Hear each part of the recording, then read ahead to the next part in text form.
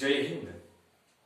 आज 3 फेब्रुवारी भारतीय स्वातंत्र्य लढ्यामध्ये परकीय इंग्रजाच्या विरोधात लढताना पहिल्यांदा फासावर गेलेले वीर हुतात्मे आणि आद्य क्रांतिकारक नरवीर उमाजी नाईक यांचा स्मृतिदिन।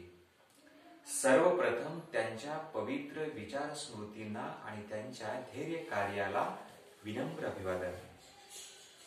मित्रांनो, तुम्हा सर्वांना माहिती आहे की महाराष्ट्र ही जशी संतांची समाज सुधारकांची भूमी आहे तशीच ती वीर क्रांतिकारकांची हुतात्म्यांची पराक्रमांची भूमी आहे। या महाराष्ट्राच्या मातीमध्ये अनेक नरवीर जन्मास आले ज्यांनी आपल्या स्वकर्तृत्वाने आणि पराक्रमाने केवळ महाराष्ट्रच नव्हे तर हा देश चमकून टाकला। त्यामध्ये असणारे एक नरवीर क्रांतिकारक उमाजी नाईक। उमाजी नाईक यांचा जन्म 7 सप्टेंबर 1791 ला पुणे जिल्ह्यातील पुरंदर किल्ल्यावरती झाला। दादोजी खुमणे त्यांचे वडील तर लक्ष्मीबाई ही त्यांची आई।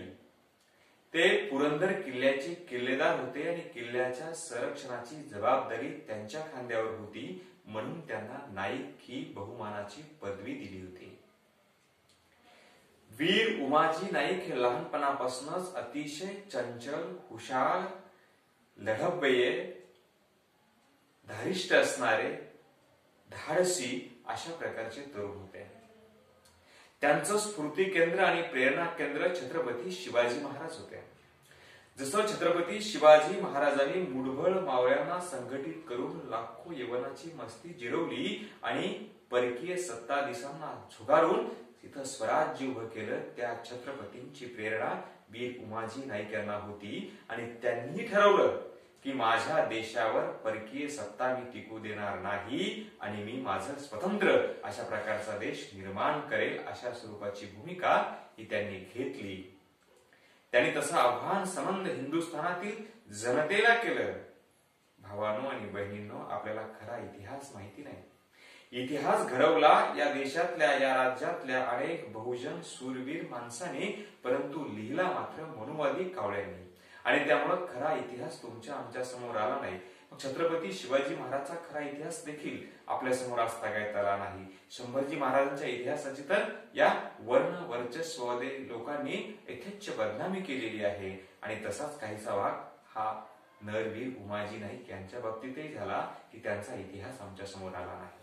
आम्हाला आद्य क्रांतिकारक म्हणून कधी वासुदेव बळवंत फडकेची तर कधी मंगल पांडेंची नाव पुढे येतात, परंतु भावांनो आणि बहिणींनो ही गोष्ट लक्षात ठेवा, 1857 चा उठाव होण्याच्या कित्येक वर्ष अगोदर इंग्रजाच्या विरोधामध्ये सशस्त्र लढा आणि बंड पुकारणारे वीर उमाजी नाईक हेच आद्य क्रांतिकारक आहेत।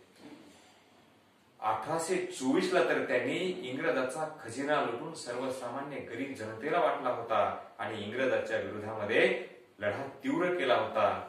इंग्रज त्यांना शोधत होते, शेवटी ते इंग्रजाच्या हाती सापडले आणि 3 फेब्रुवारी 1834 ला पुणे या ठिकाणी त्यांना फाशी दिली। 1857 चा उठाव सुरू होण्याच्या अगोदर 21 वर्ष पूर्वी उमाजी नाईक या देशाच्या स्वातंत्र्यासाठी आणि इंग्रज परकीयांच्या विरोधात लढण्याचा त्यांना शिक्षा म्हणून फासावर जावं लागलं, तरीही त्यांची आद्य क्रांतिकारक म्हणून नोंद होत नाही। हे आमचं आणि महाराष्ट्राचं या देशाचं दुर्भाग्य म्हणावं लागेल। त्यांना इतक्या निर्दयीपणाने शिक्षा दिली गेली की त्यांचं जे पार्थिव आहे 3 दिवस पिंपळाच्या झाडावर लटकवून ठेवण्यात आलं। याच्यातून संदेश त्यांनी असा दिला की इंग्रजाच्या विरोधात दुसरं कोणी लढण्याची हिंमत करू नये, परंतु जरी नरवीर उमाजी नाईक हे फासावर गेले तरी त्यांच्या क्रांती कार्याने अनेक नरवीर जन्मास आले आणि पुढे हा देश स्वतंत्र झाला। या देशासाठी ज्यांनी ज्यांनी रक्त सांडलं त्यांची नक्कीच आठवण होते आणि त्यांच्याबद्दल अभिमानानं मला वाटतं। आओ झुक सलाम करे उनको, आओ झुक सलाम करे उनको जिनकी जिंदगी में यह मुकाम आता है। बहुत खुशनसीब होते हैं वह लोग जिनका खून वतन के काम आता है, जिनका खून वतन के काम आता है. नरवीर उमाजी नाईक यांच्या पवित्र स्मृतीला पुन्हा एकदा विनम्र अभिवादन करतो आणि थांबतो. जय हिंद, जय भारत.